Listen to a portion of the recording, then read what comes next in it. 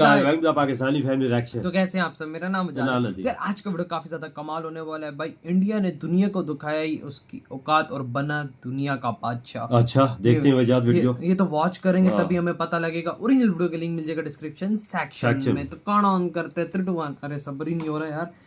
तो कान ऑन करते हैं, स्टार्ट। इंडिया एक बार फिर से नंबर 1 पर आया है। इंडिया दुनिया का पहला ऐसा देश है जिसने इस साल $100 बिलियन सिर्फ रेमिटेंसेस से कमाए, यानी कि फॉरेन कंट्रीज से ये इतनी सारी धनराशि इंडिया में आ रही है। 2022 में इंडिया में आए रेमिटेंसेस ने सारे रिकॉर्ड्स तोड़े। $100 billion, this amount is huge. ये इंडिया के जीडीपी के 3% के बराबर है। इतने पैसों में इंडिया लिटरली साल भर के पूरे एनर्जी एक्सपेंसेस को कवर कर सकता है। और तो और ये श्रीलंका और नेपाल जैसी कंट्रीज के टोटल इकोनॉमी से भी ज्यादा है। बॉस ये क्लियर है, रेमिटेंस भी एक इंपॉर्टेंट डेवलपमेंटल मेट्रिक है जो कि एक कंट्री को लिटरली जीरो से हीरो भी बना सकता है। इनफैक्ट बना चुका है। इस आइलैंड कंट्री टोंगा को ये दुनिया का अकेला ऐसा कंट्री है जिसका आधे से ज्यादा नेशनल इनकम रेमिटेंसेस से ही आता है। इस देश को जरा मैप में देखो, इसके चारों तरफ पानी है और ये दुनिया से काफी आइसोलेटेड है। सो जाहिर सी बात है, ज्यादा सोर्सेज ऑफ इनकम ना होने की वजह से यहाँ के लोग ऑस्ट्रेलिया और न्यूजीलैंड जाकर पैसे कमाकर वापस अपने देश भेजते हैं। इनफैक्ट आज सिचुएशन ये है कि 4 में से 5 टोंगन हाउस होल्ड्स तो रेमिटेंसेस से ही चलते हैं, जिस वजह से यहाँ की गवर्नमेंट ने अपने सिटीजन्स को डुअल सिटीजनशिप लेना भी अलाउ कर दिया। लेकिन रुको, नेपाल तो इससे भी एक कदम आगे है। 2000 से 2005 के बीच का फेज नेपाल के लिए बहुत ही हिस्टोरिक था, क्योंकि इस दौरान नेपाल में गरीबी अचानक से कम होने लगी। एंड माय फ्रेंड्स, अगर आप गौर से देखोगे तो इसी पीरियड में रेमिटेंसेस में भी एक सडन हाइक आया था। एक्चुअली उस समय नेपाल के हर चौथे घर में एक ओवरसीज माइग्रेंट था ही, एंड इसमें से 97% तो मलेशिया और गल्फ कंट्रीज में काम करते थे। पर नेपाल और टोंगा के ये सक्सेस स्टोरीज को इत्तेफाक नहीं है। वर्ल्ड बैंक ने तक इस फिनोमिनन को स्टडी करके एक पैटर्न ऑब्जर्व किया है। टर्न्स आउट रेमिटेंस में हर 1% राइज के साथ किसी भी कंट्री का जीडीपी 0.7% बढ़ना गारंटीड है। लेकिन सिर्फ इकोनॉमी नहीं, रेमिटेंस का डायरेक्ट लिंक एजुकेशन और हेल्थ से भी है। जैसे एल साल्वाडोर में की गई एक स्टडी ने यह पाया कि स्कूल से बच्चों का ड्रॉप आउट रेट उन फैमिलीज में कम था जो रेमिटेंसेस रिसीव करते थे। मीनवाइल श्रीलंका की एक स्टडी में तो यह भी पाया गया कि रेमिटेंस फैमिलीज में पैदा हुए बच्चों का बर्थ वेट तक इन्फ्लुएंस कर सकता है, क्योंकि जिन फैमिलीज ने रेमिटेंस रिसीव किया था उन बच्चों का बर्थ वेट ज्यादा था as compare to other family के बच्चों का। So clearly you can see remittance is linked to all the good growth indicators of a country. Remittance का पॉजिटिव इंपैक्ट सिर्फ फाइनेंस कैटेगरी तक ही सीमित नहीं है, बल्कि फैमिली के हेल्थ और एजुकेशन तक पर भी पड़ता है। और अब अगर हम प्योरली इंडिया की बात करें तो बॉस काफी कम लोग ये जानते होंगे कि एक बार तो हमारा पूरा देश सिर्फ रेमिटेंसेस ड्रॉप होने की वजह से फाइनेंशियल क्राइसिस में पहुंच गया था। आपको पता ही होगा 1991 से पहले इंडिया की इकोनॉमी क्लोज थी और फॉरेन रिजर्व के लिए इंडिया अपने एनआरआईज के रेमिटेंसेस पर ही डिपेंडेंट था, जो ज्यादातर गल्फ कंट्रीज में ही कॉन्सेंट्रेटेड थे। और इसी वजह से गल्फ में जब वॉर हुआ तब गल्फ रीजन अनस्टेबल हो गया, वहां से इंडिया आने वाले रेमिटेंसेस भी एकदम से ड्रॉप हो गए। अब इसका नतीजा यह हुआ कि इंडिया का फॉरेक्स इतना कम हो गया कि हम सिर्फ 2 हफ्ते भर के इंपोर्ट्स को ही अफोर्ड कर सकते थे, और उससे एक भी दिन ज्यादा नहीं। मतलब सिर्फ रेमिटेंस ना आने की वजह से इंडिया बहुत ही बड़े फाइनेंशियल क्राइसिस में पड़ गया था। और फिर इस क्राइसिस से उभर आने के लिए इकोनॉमी को ओपन करना पड़ गया, and the rest is history from there. पर friends, you will be surprised to know कि एक ऐसा स्टेट है जिसे भारत का रेमिटेंस इकोनॉमी कहा जाता है, एंड वो स्टेट कौन सा है आपको पता है? Well, Kerala. Now see this. अगर केरला एक कंट्री होता तो वो 6th most remittance receiving country बनता। आज सेंटर से केरला को जो फंडिंग मिलती है उससे 5 गुना ज्यादा वो रेमिटेंसेस से कमा लेता है। And why, you may curiously ask? Well, that's because Kerala में हर 5 में से 1 घर में एक माइग्रेंट सदस्य है। और इसके पीछे एक बहुत ही इंटरेस्टिंग कहानी है। इसकी शुरुआत हुई 50 साल पहले, जब गरीबी और भूखमरी से परेशान कुछ मलयालीज अपने बोट्स लेकर अरेबियन सी में उतर गए और बिना कोई डॉक्यूमेंट्स या प्लान के साथ नाव चलाते चलाते गल्फ पहुंच गए। अब वहां पर पहुंच के वैसे तो वो रोड्स, ड्रिलिंग साइट्स, यहां तक कि कैमल फार्म्स में कुछ छोटे मोटे काम करने लगे, लेकिन क्योंकि वो कतार, दुबई के एक्सपेंसिव करेंसी में कमाकर इंडिया भेज रहे थे, उनके फैमिलीज ओवरनाइट मिलियनेयर्स बन गए। अब इंडिया में इन फैमिलीज की सक्सेस स्टोरी सुनकर और मलयालीज काफी ज्यादा संख्या में गल्फ कंट्रीज में माइग्रेट होने लगे, टू दी एक्सटेंट कि इन माइग्रेंट्स के केरला में ट्रांसफर किए पैसों से वहां पर बड़े बड़े घर बने, नेशनलाइज्ड बैंक्स बने, पॉश प्राइवेट स्कूल्स और हॉस्पिटल कैपिटल्स भी खुल गए। इवेंचुअली केरला में रेमिटेंसेस से आता हुआ इनकम इतना बढ़ गया कि 1980s में तो केरला की इकोनॉमी में एक अचानक से बूम आ गया और इस फॉर्च्यून के काया पलट होने में इस तरीके से रेमिटेंसेस ने इतना बड़ा रोल प्ले किया। सो अब आप इमेजिन कर सकते हो कि इस $100 बिलियन से इंडिया कितनी तरक्की कर सकता है। वेल, एक इंटरेस्टिंग डिटेल ये भी है कि इस साल इंडिया के रेमिटेंसेस तो FDI से भी 25% ज्यादा है और ये शायद और भी अच्छी खबर है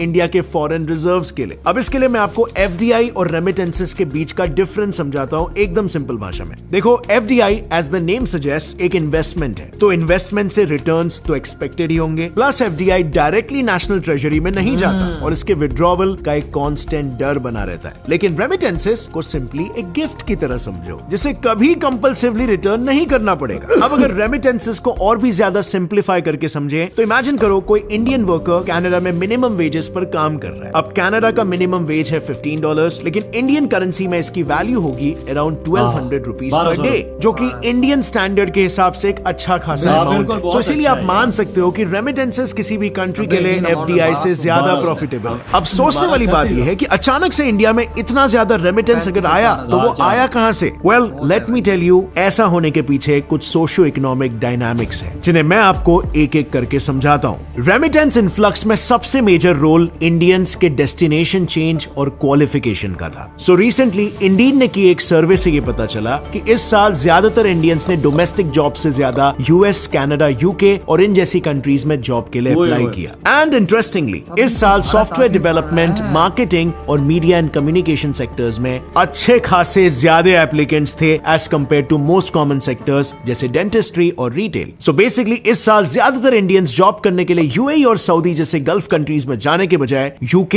और US जैसी वेस्टर्न कंट्रीज में गए, और जो गए भी वो हाईली क्वालिफाइड इंडियंस थे। अब इससे हुआ ये कि मेजरली वो हाईएस्ट इनकम अर्नर कैटेगरी में आ गए और इंडिया में एकदम से रेमिटेंसेस इंक्रीज हो गए। लेकिन इसके अलावा भी आप विश्वास नहीं करोगे बट कोविड पैंडेमिक ने भी हमारे रेमिटेंसेस बढ़ाने में काफी मदद की। देखो, बात ये है ना कि US में कोविड के टाइम कई पेमेंट सब्सिडी स्कीम्स लॉन्च हुए थे, जैसे पे चेक प्रोटेक्शन प्रोग्राम, जिसमें लॉकडाउन पीरियड में गवर्नमेंट ने स्मॉल बिजनेसेस को लोन देकर एम्प्लॉयज को वेजेस देने के लिए सपोर्ट किया था। इसके अलावा जिस बिजनेस ने अपने एम्प्लॉयज को पूरी सैलरीज दी थी उनके लोन्स को तक माफ कर दिया गया था। एम्प्लॉय रिटेंशन टैक्स क्रेडिट भी एक ऐसा ही स्कीम था जिसमें बड़े बिजनेसेस को एम्प्लॉयज की पूरी सैलरी देने के लिए टैक्स का 50% रिफंड दिया गया था। ऑस्ट्रेलिया, कनाडा और न्यूजीलैंड की गवर्नमेंट्स ने भी सब्सिडीज देकर वहां के एम्प्लॉयज को पूरी सैलरी पहुंचाई थी। अब इससे इंडिया को फायदा इसीलिए हुआ क्योंकि इन हाई इनकम कंट्रीज में ज्यादातर इमिग्रेंट्स इंडियंस ही हैं और इसीलिए बाकी कंट्रीज के कंपैरिजन में ज्यादा रेमिटेंस इंडिया में आ गया। कुछ ऐसा ही सिमिलर फायदा इंडिया को अपने गल्फ में मौजूद NRI से भी मिला। 2020 के लॉकडाउन में मिडिल ईस्ट कंट्रीज ने करीबन $120 बिलियन का स्टिमुलस इकोनॉमी में पंप किया। UAE ने तो फ्री जोन यानी बिजनेस जोन्स में एम्प्लॉयज की मूवमेंट शुरू रखकर इकोनॉमी को चालू रखा, जिससे वहां रहने वाले मेजॉरिटी इंडियंस की जॉब और इंडिया में आने वाले रेमिटेंसेस दोनों भी सिक्योर्ड और कंटिन्यूड रहे। इनफैक्ट इस साल गल्फ कंट्रीज में इंडियन वर्कर्स की डिमांड इतनी ज्यादा थी कि पिछले साल से 50% ज्यादा इंडियन वर्कर्स गल्फ कंट्रीज में काम करने पहुंचे। ऊपर से UAE ने भी पाकिस्तानी वर्कर्स को बैन करके उनकी जगह पर इंडियन वर्कर्स को रख लिया। सो इन सारे इंस्टेंसेस की वजह से भी इंडिया में रेमिटेंसेस बढ़ गए। इसके अलावा US लेबर मार्केट में 5.7% और EU लेबर मार्केट में इतने वेजेस का हाइक हो गया, जिससे उन कंट्रीज में काम करने वाले इंडियंस ने और भी ज्यादा पैसे कमाए और भी ज्यादा पैसे घर भेजे। और सबसे इंपॉर्टेंट बात, एक तरफ जहां पर इंडियन गवर्नमेंट घटती रुपए की वैल्यू से परेशान थी, उसी घटते रुपए ने इंडिया के फॉरेक्स रिजर्व्स को बढ़ा दिया। अब इस कॉन्सेप्ट को अगर सिंपली समझाऊं तो जब भी रुपीस की वैल्यू घटती है तब NRIs अपने घर ज्यादा पैसे भेजते हैं, क्योंकि ऐसा करने से उन्हें एक्सचेंज वैल्यू में बढ़ते डिफरेंस की वजह से ज्यादा पैसे मिलते हैं अपने होम कंट्री में। और इस साल ये भी एक इंपॉर्टेंट फैक्टर था जिसकी वजह से इंडिया में रेमिटेंसेस बढ़े। पर अगर इस मुद्दे पर थोड़ी गहराई में नजर डाली जाए तो इसमें भी एक प्रॉब्लम है। आज भले ही इंडिया दुनिया का टॉप रेमिटेंस रेसिपिएंट हो, लेकिन हम आज भी कई मिलियंस ऑफ डॉलर्स गवा रहे हैं, और ऐसा होने की वजह है informal remittance transfer. Indian law के तहत NRIs को अपने लोकल इंडियन अकाउंट को नॉन रेसिडेंट एक्सटर्नल अकाउंट में चेंज करना कंपलसरी है। ऐसा नहीं करने पर उन पर 2 लाख का फाइन भी लग सकता है। अब इस तरह अकाउंट कन्वर्जन से कोई भी NRI बस कुछ 7 से 12% की फीस देकर इन 5 मेथड से लीगली पैसे इंडिया में भेज सकता है, जो यूजुअली 3 से 21 दिन में ट्रांसफर हो जाते हैं। On the other hand HDFC जैसे कुछ बैंक्स थोड़ी हाई फीस चार्ज करके पैसे इंस्टेंट ट्रांसफर भी करवा देते हैं। उसी लेकिन time। इस सब के बावजूद भी कई एनआरआईज अपने अकाउंट को कन्वर्ट नहीं करते हैं और इनफैक्ट उन पैसों को हवाला के थ्रू इंडिया में भेजते हैं। अब हवाला क्या होता है ये तो आप जानते ही होंगे, मगर जिनको नहीं पता उनको बता दूं ये एक illegal mode of international money transfer होता है जिसमें बिना कोई बैंक के पैसे भेजे जाते हैं। एग्जाम्पल के लिए जब यूएस में बैठा पर्सन ए अपने फैमिली को इंडिया में पैसे भेजना चाहे तो वो हवाला एजेंट के पास जाकर उसे डिजायर्ड पैसे भेजने बोलता है। अब ये यूएस में बैठा एजेंट कुछ मिनिमल फीस चार्ज करके पर्सन ए को एक सीक्रेट कोड देता है और इस कोड को पर्सन ए अपने फैमिली को बताता है ताकि वो फैमिली मेंबर इंडिया वाले एजेंट को कोड बताकर पैसे ले सके। अब 2011 में हुए एक सर्वे में ये पता लगा कि उस सर्वे के 57% इंडियन रेस्पोंडेंट्स हवाला के थ्रू पैसे भेजते हैं। Now this is a huge number and a big problem. NRIs का ऐसा करने के पीछे 3 मेजर रीजंस हैं। पहला, फॉर्मल मेथड के कंपैरिजन में हवाला एजेंट्स काफी लो कमीशन चार्ज करते हैं। दूसरा रीजन ये है कि इन ट्रांजैक्शंस में कोई मैक्सिमम लिमिट नहीं होती। वहीं लीगल मीन से पिछले साल तक इंडियंस 1 लाख ही भेज सकते थे। तीसरा रीजन ये है कि हवाला transaction faster mode of transfer है, वो भी बिना किसी एक्स्ट्रा चार्ज के। अब फ्रेंड्स, बिल्कुल इसी लूप होल पर इंडियन गवर्नमेंट को ध्यान देना चाहिए। बट क्या आप जानते हो कि बहुत ज्यादा रेमिटेंस भी एक कंट्री के लिए हार्मफुल होता है? जैसे कि लाइफ का एक कॉमन प्रिंसिपल है, अति किसी भी चीज की अच्छी नहीं होती और फिर चाहे वो रेमिटेंस भी क्यों ना हो। इससे नेगेटिव इफेक्ट ये होता है कि इससे होम कंट्री में वर्कर्स की शॉर्टेज होने लगती है। इतना ही नहीं, इससे कंट्री की एक्सपोर्ट पर भी असर पड़ता है। वो इसीलिए क्योंकि होम कंट्री में रेमिटेंस रिसीविंग हाउस होल्ड अपना ज्यादातर खर्चा हाउस होल्ड गुड्स में ही करते हैं, जिससे उस कंट्री में हाउस होल्ड प्रोडक्ट्स की मैन्युफैक्चरिंग कम हो जाती है एंड इन टर्न देश का एक्सपोर्ट भी कम हो जाता है। और कुछ ऐसी ही हालत आज श्रीलंका की भी हुई है। उसके पास आज ऑयल रिजर्व्स खरीदने तक के भी पैसे नहीं है। और वेल फ्रेंड्स, श्रीलंका की ऐसी हालत किस वजह से हुई उस पर मैंने डिटेल में एक वीडियो बनाया। तो यार इसी के साथ हुई ये वीडियो खत्म।